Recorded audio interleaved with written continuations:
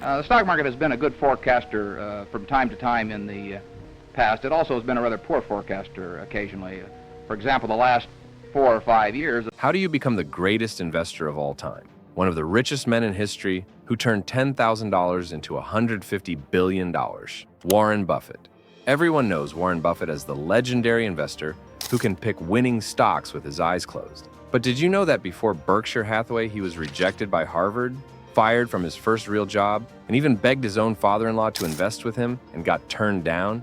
I went to my father-in-law and asked him to invest $25,000, and he said no. This is the untold story of Warren Buffett's career. Warren Buffett was born into the Great Depression, August 30th, 1930, in Omaha, Nebraska. His father, Howard Buffett, was a stockbroker who lost his job when the stock market crashed. For the first few years of Warren's life, the family struggled financially. His dad couldn't find work, and they barely scraped by. But in 1942, when Warren was 12 years old, his father got elected to Congress, and the family moved to Washington, D.C. And this is where young Warren's obsession with money began. By age 6, Warren was already buying 6-packs of Coca-Cola for 25 cents and selling individual bottles for 5 cents each, making a 20% profit margin.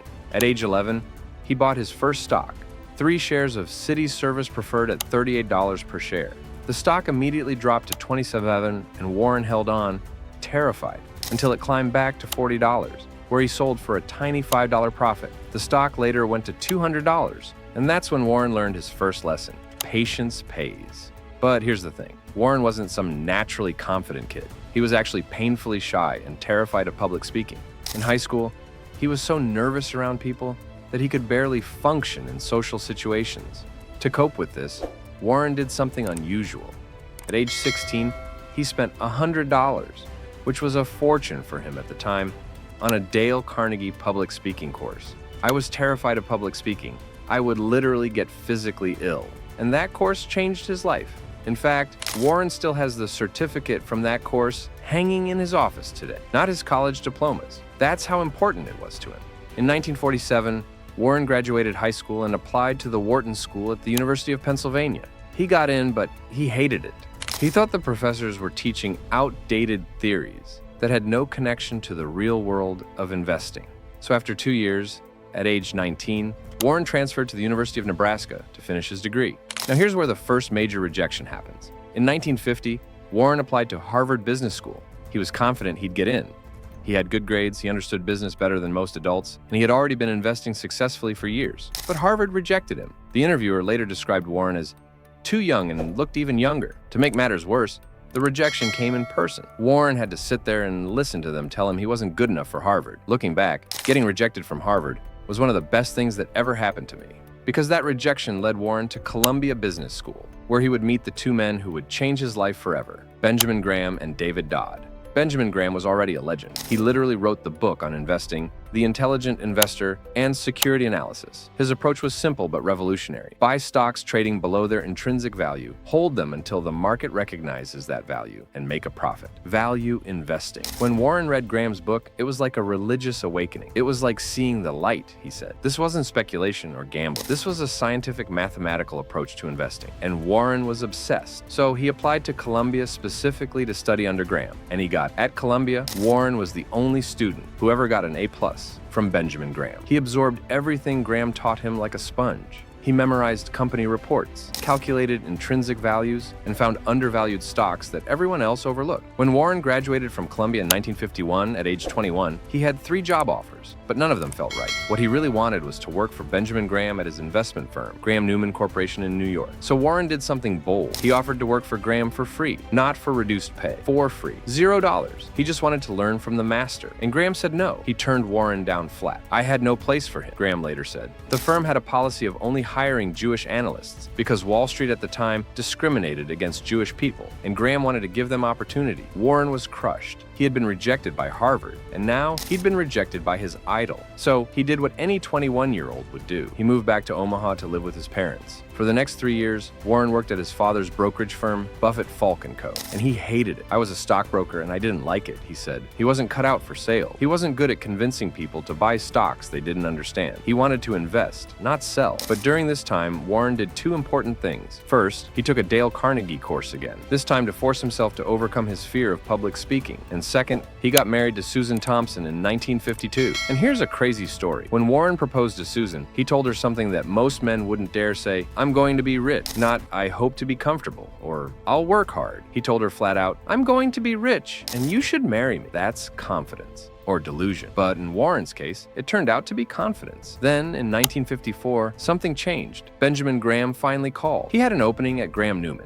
and he wanted Warren to come work for him in New York. The salary? $12,000 a year, which is about $140,000 in today's money. Not bad, but also not amazing for someone as talented as Warren. But Warren didn't care about the money. He wanted to learn from Graham. So, at age 24, he packed up, moved to New York, and finally got to work for his hero. For the next 2 years, Warren lived his dream. He worked alongside Benjamin Graham, analyzing companies, finding undervalued stocks, and making money. He was brilliant at it. Graham later said Warren was one of the best students he ever had. But in 1956, Benjamin Graham dropped a bombshell. At age 61, he was retiring. He was closing down Graham Newman Corporation and moving to California. And he wasn't taking anyone with him. Warren was shocked. He had been working with Graham for only 2 years, and now it was over. Graham offered Warren a position at another firm, but Warren turned it down. He didn't want to work for anyone else. If he couldn't work for Graham, he'd work for himself. And once again, Warren made a decision that shocked everyone. At age 25, he moved back to Omaha and started his own investment partnership. Most people thought he was insane. New York was the center of the financial universe. That's where all the money was, all the deals, all the opportunities. Why would anyone move to Omaha, Nebraska, in the middle of nowhere, to start an investment firm? But Warren had a plan. "I knew if I stayed in New York, I'd be competing with thousands of other investors for the same information, the same deals. In Omaha, I could think clearly. I could focus." So in May 1956, Warren started Buffett Associates with $100. That's right, $100. 7 family members and friends invested a total of $105,000, while Warren put in just $100 of his own money. And here's where it gets good. Warren went to his father-in-law, a successful businessman, and asked him to invest $25,000. His father-in-law looked at this 25-year-old kid who had just moved back home and said, "No, absolutely not." To which Warren was like, "Okay, your loss." And it was his loss, because over the next 13 years, Warren Buffett's investment partnership would return an average of 29.5% per year, compared to 7.4% for the stock market. If his father-in-law had invested that $25,000, it would have been worth over $1 million by 1969. But not everyone said no. Warren's sister, Doris, invested $10,000. His Aunt Alice invested $25,000. A doctor named Edwin Davis invested $100,000. These early believers became millionaires. Warren's strategy was simple but unconventional. He looked for what he called cigar butt stocks, companies that were beaten down, unloved, and trading below their liquidation value. He'd buy them, squeeze out the last puff of profit, and move on to the next one. And it worked. Year after year, Warren beat the market. By 1962, he was managing millions of dollars and had moved into a small office above a bank in Omaha. By 1965, he was managing $26 million. But then came the investment that would change everything: Berkshire Hathaway. In 1962, Warren started buying shares in a struggling textile company called Berkshire Hathaway. The company was a disaster. The textile industry was dying, the factories were outdated, and the business was bleeding money.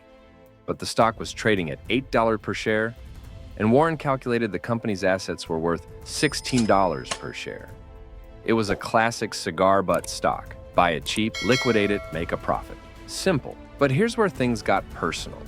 The CEO of Berkshire, a man named Seabury Stanton, offered to buy back Warren's shares at $11.50. Warren agreed, but when the tender offer came through, it was for $11,375. Seabury had shorted him by 12.5 cents. To most people, 12.5 cents per share would be nothing. But to Warren, it was an insult. Seabury had lied to him, and Warren doesn't forget. So instead of selling his shares, Warren bought more. He bought and bought until he had enough shares to take control of the company. And in 1965, at age 34, Warren fired Seabury Stanton. It was one of the dumbest decisions I ever made. Warren later admitted, I let my emotions get the better of me. Because here's the thing, Berkshire Hathaway was a terrible business. Warren spent the next 20 years trying to make the textile mills profitable, and he failed. The textile division lost money year after year. It wasn't until 1985 that Warren finally closed it down for good. But by then, Warren had transformed Berkshire Hathaway into something else entirely, a holding company. Instead of making textiles, Berkshire would buy and own other businesses. Insurance companies, candy makers, newspapers, anything with strong fundamentals and good management. And this is where Warren's career really took off. In 1967, Berkshire bought National Indemnity, an insurance company, for $8.6 million. Insurance became the engine of Berkshire's success because of something called float. When customers pay insurance premiums, that money sits in Berkshire's accounts until claims are paid out. In the meantime, Warren could invest that money and earn returns. It was genius. Berkshire was getting paid to borrow money to invest. By 1969, Warren made another shocking decision. He closed down his investment partnership. At age 39, at the peak of his success, Warren told his investors, I'm done. The market is overvalued. I can't find good investments in it. I'm returning your money. People thought he was crazy. The stock market was booming. Why quit now? But Warren saw something others didn't. The market was in a bubble, fueled by speculation and hype. Companies with no earnings were trading at ridiculous valuations. It reminded him of the 1929 crash. So he got out. And 2 years later, in 1971, 1972, the market crashed. The Nifty 50 stocks collapsed. Investors lost fortunes. But Warren, he was sitting on a pile of cash, ready to buy. And buy he did. In 1972, Warren and his business partner Charlie Munger bought See's Candies for $25 million. It was making $4 million per year in profit, which meant Warren paid about 6 times earnings. Not a classic Graham cigar butt, but a high-quality business at a fair price. See's Candies became one of Berkshire's best investments ever. Over the next 50 years, it would generate over $2 billion in profit. But more importantly, See's Candies taught Warren a critical lesson. It's better to buy a wonderful company at a fair price than a fair company at a wonderful price. Quality matters. This was a shift from Benjamin Graham's pure value investing, and it was influenced heavily by Charlie Munger. Charlie Munger, by the way, is one of the most important people in Warren's life. They met in 1959 and became business partners and best friends. Charlie's older than Warren by 6 years. He's known for being brutally honest and slightly cynical. Warren, you're right about that, but you're wrong about this other thing. Together, Warren and Charlie were the perfect team. Warren was the optimist, always looking for the good in people and businesses. Charlie was the skeptic, poking holes in bad ideas. They complemented each other perfectly. Throughout the 1970s and 1980s, Warren quietly built Berkshire Hathaway into a powerhouse. He bought the Washington Post Company in 1973 for $10 million. It would eventually be worth $1 billion. He bought Geico Insurance. He bought Coca-Cola stock in 1988, investing $1.3 billion. Today, that stake is worth over $25 billion.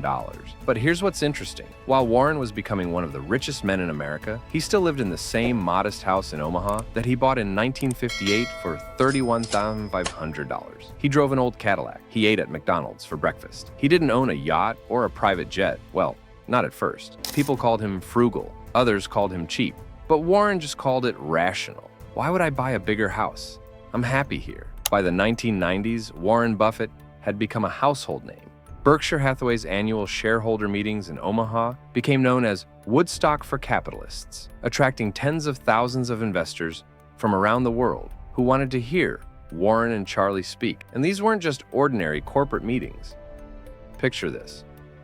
40,000 people crammed into an arena in Omaha, Nebraska, flying in from Tokyo, London, Mumbai, just to hear a 60-something-year-old man in a suit talk about insurance float and competitive moats for 6 hours straight. They'd line up at 4 a.m. to get good seats. They'd buy Dairy Queen ice cream and See's Candies in the convention hall. They'd ask questions about everything from derivatives to death taxes. And Warren loved it.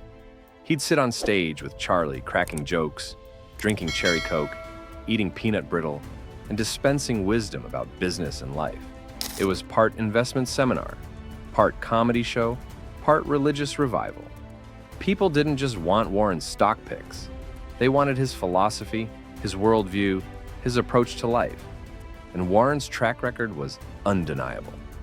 From 1965 to 2000, Berkshire stock grew at an average annual rate of 20.5%, compared to 10.4% for the S&P 500. A dollar invested in Berkshire in 1965 would be worth $37,000 by 2000. Think about that. If you had invested $10,000 with Warren in 1965, you'd have $370 million by the year 2000. The crazy part? Warren did this without using leverage, without shorting stocks, without complicated derivatives or hedge fund tricks. He just bought good businesses at fair prices and held them forever. It was almost boring, but it worked. But then came the dot-com bubble. In the late 1990s, the stock market went absolutely insane. Internet stocks were exploding. Companies with no revenue, no profits, and sometimes not even a real product were worth billions.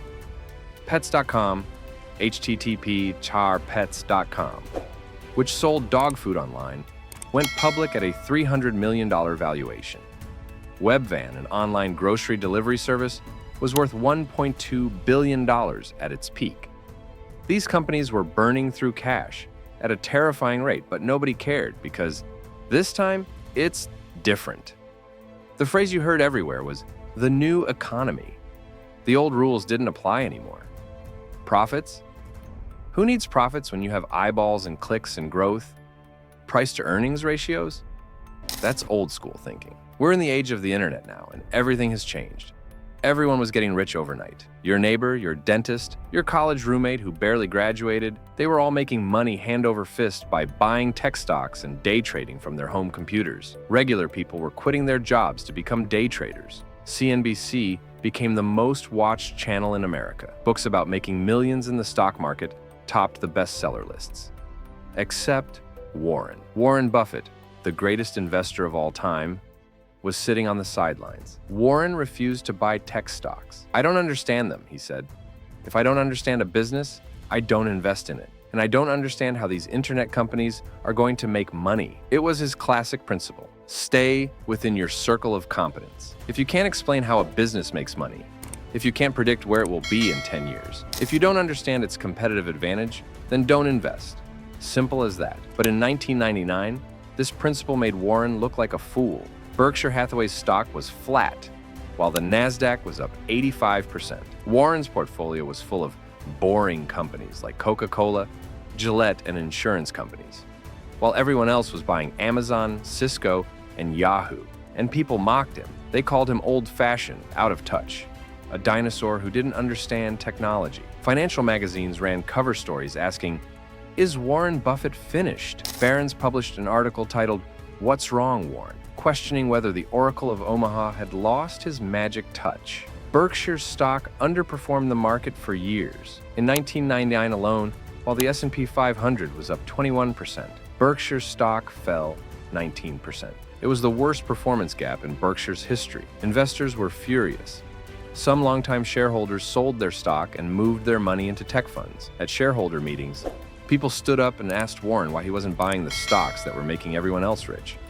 Warren Buffett doesn't get the new economy, the critics said. He's still using strategies from the 1960s. The world has changed and he hasn't kept up. But Warren didn't care. He stuck to his principles. He'd been investing for 50 years at this point, and he'd seen manias before. He'd seen the Nifty 50 bubble in the 1970s. He'd seen real estate booms and commodity bubbles and every kind of speculation imaginable. And they all ended the same way. And in 2000, the bubble burst. In March, the NASDAQ peaked at 5,048. Then, it started falling, and falling, and falling. By October 2002, the NASDAQ had lost 78% of its value, dropping to 114. Tech stocks crashed. Trillions of dollars evaporated. Companies went bankrupt by the hundreds. Pets.com, http://pets.com, collapsed 9 months after its IPO. Webvan shut down, laying off 2,000 employees. eToys, which was once worth $8 billion, went bankrupt. Thousands of people lost their life savings. Retirement accounts were decimated. The people who had mocked Warren for being old-fashioned were now broke, and Warren? He was proven right. Berkshire Hathaway, with its boring insurance companies and candy makers and soda investments, had preserved its capital. While others lost 80% of their wealth, Warren was sitting on billions in cash. ready to invest when prices became attractive again. It's only when the tide goes out that you see who's been swimming naked, Warren famously said. Since then, Berkshire Hathaway has only gotten stronger. In 2008, during the financial crisis, while banks were collapsing and the economy was in freefall, Warren stepped in. He invested $5 billion in Goldman Sachs and $3 billion in General Electric when no one else would. He was the lender of last resort, and he made billions from those deals. Today, in 2025, Berkshire Hathaway is one of the largest companies in the world, with a market cap of over $1 trillion. It owns over 60 companies outright, including GECO, BNSF Railway, Dairy Queen, Duracell, and Fruit of the Loom. It also holds massive stakes in public companies like Apple, Bank of America, and Coca-Cola. Warren Buffett's net worth is approximately $150 billion, making him one of the 5 richest people on Earth. And here's the crazy part. 99% of Warren's wealth was accumulated after his 50th birthday, but Warren isn't keeping the money. In 2006, he announced he would give away 99% of his fortune to charity, mostly to the Bill and Melinda Gates Foundation. To date, he's donated over $50 billion, making him one of the most generous philanthropists in history. At age 94, Warren still goes to work every day at Berkshire's headquarters in Omaha. He still reads annual reports, analyzes companies, and makes investment decisions. And people are asking the same question they've been asking for years. What happens to Berkshire Hathaway when Warren Buffett is gone? Only time will tell. All right, guys, that was the untold career story of Warren Buffett, the Oracle of Omaha. If you enjoyed watching this video, make sure to hit that subscribe button and also turn on that notification bell. I have a lot more videos planned on how people actually become investing legends. So stay tuned, and I'll see you guys in the next one.